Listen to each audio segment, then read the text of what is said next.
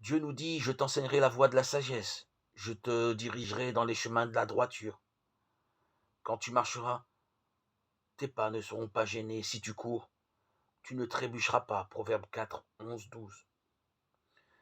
Néhémie était serviteur du roi de Perse, Assouze. Néhémie 1, 1, 2, 1.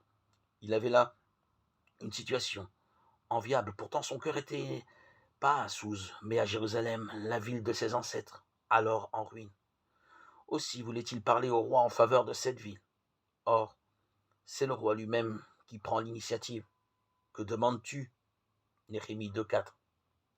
Avant de répondre, Néhémie adresse à Dieu une prière urgente et spontanée, une prière flèche.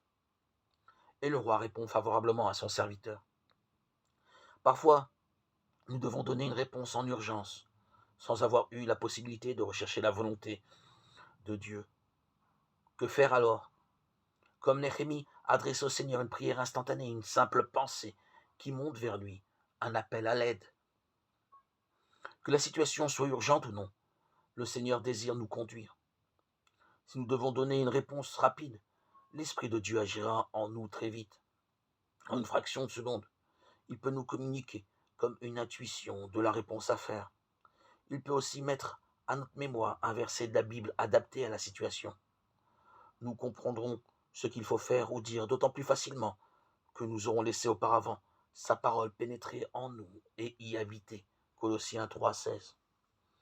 En toute situation, et même si nous ne percevons pas ce que nous devons répondre, l'important est de rester paisible et confiant. Le Seigneur nous conduira alors, peut-être malgré nous et en dépit de notre faiblesse, dans son chemin. Il nous accordera aussi calme et tranquillité.